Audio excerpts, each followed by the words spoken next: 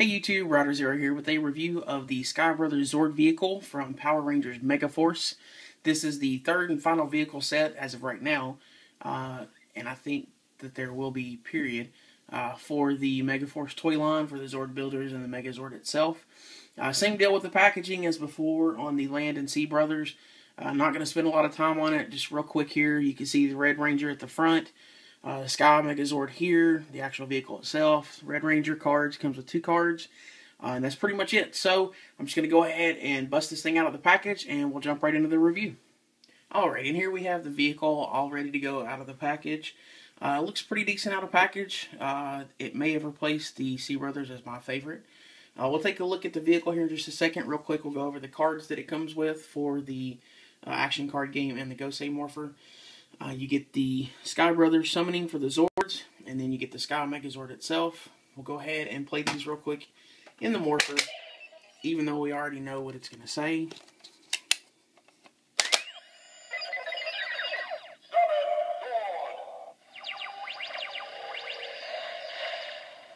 So you get Summon Zord for the Zord headers, and then the Megazord itself.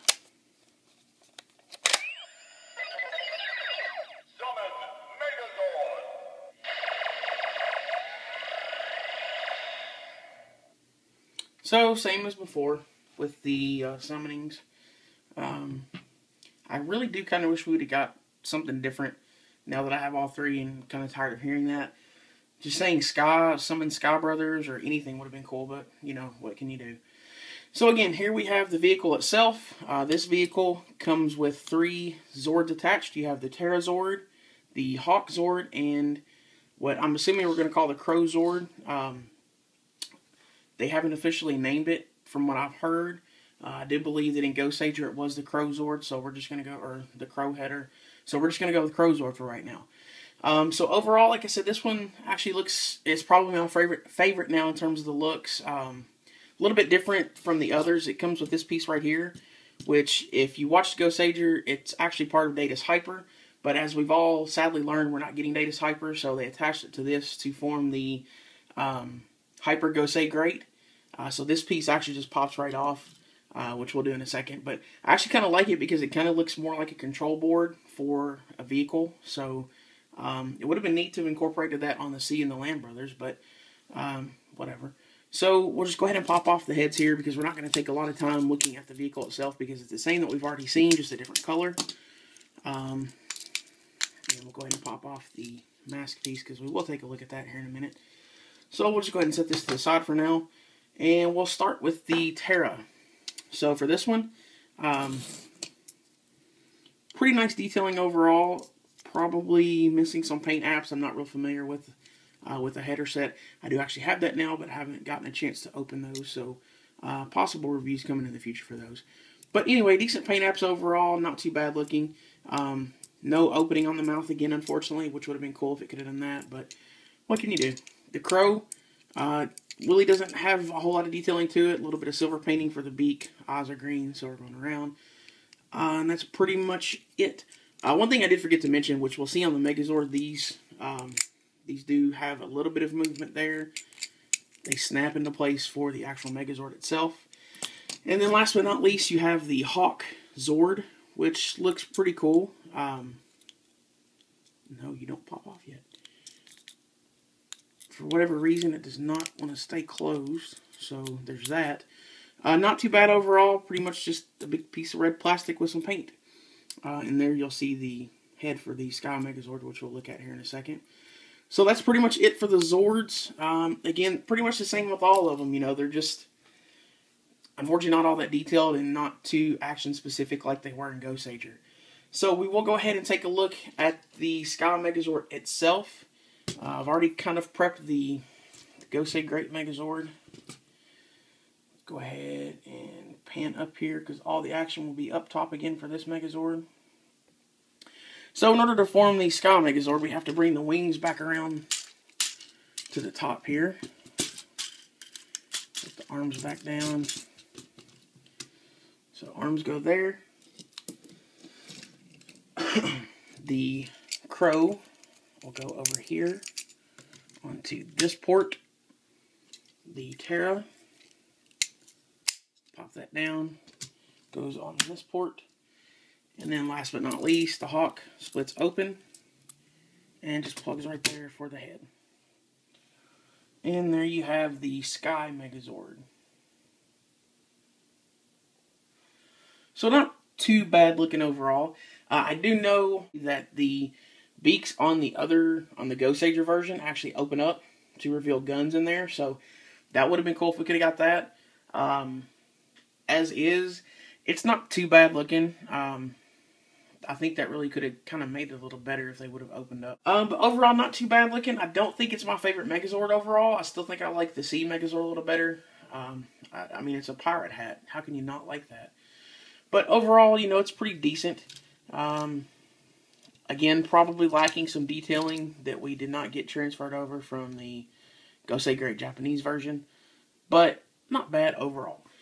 So, along with this, we now have all of the pieces needed to complete the, I don't know what they're calling it, the Gosei Great, or Hyper Gosei Great, Ultra Gosei Great, whatever they're going to call it. So in order to do this, I'll go ahead and take this apart, and we'll prep it for the Ultra mode. So, stay tuned. Okay, so I cheated a little bit, and I went ahead and put it together off camera, because this thing's kind of a lot of stuff to put together, and rather than waste a whole bunch of time fumbling trying to get everything together, I figured I'd just go ahead and snap everything and then just kind of show you what you get for the end result. So you can see that there's a whole lot of stuff going on there. In order to do this, you actually have to bring back in the other three vehicle parts themselves, because they do have the ports required for Crow and Ptera up here, as well as the Hammerhead and the Hyper Zord is what I'm going to call it. I don't know if that's exactly what they're going to call it. This actually comes with the Sea Brothers motorcycle, I think. Sea Line motorcycle, I think. Why can I not remember? But anyway, it comes with one of the bikes that you get separately. It actually is supposed to belong to Datus Hyper, which, as we said a moment ago, he will no longer be in the show. So they stuck it on a bike, and that's how you got to get it. So as you can see here, like I said, a lot going on. I'll spin it around here in a second so you can see everything. But again, up top here, you've got the Crow, Hammerhead, Ptera, and then the Hyper. Going across here, Tiger, Shark, Dragon, Snake, and Phoenix. Going down a little lower here, for the bottom, we have the Manta, the Rhino, Tyranno, and the Hawk. I had a little bit of a brain fart there for a second, sorry.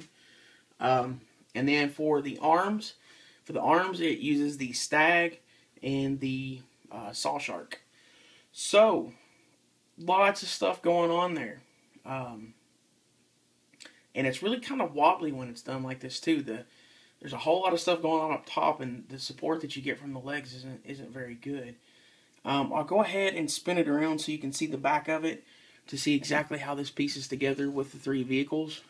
I'm going to do it kind of slow because I don't want this thing tipping over and shooting Zords off everywhere. So you can see how this is formed. Sorry about that. You have to have the vehicle pieces for the land, the sea, and of course sky. You can put on pretty much any combination you want to. It doesn't necessarily have to be done like this. But you do have to have all three of them in order to form this Hyper, Ultra, whatever they're calling it, Megazord.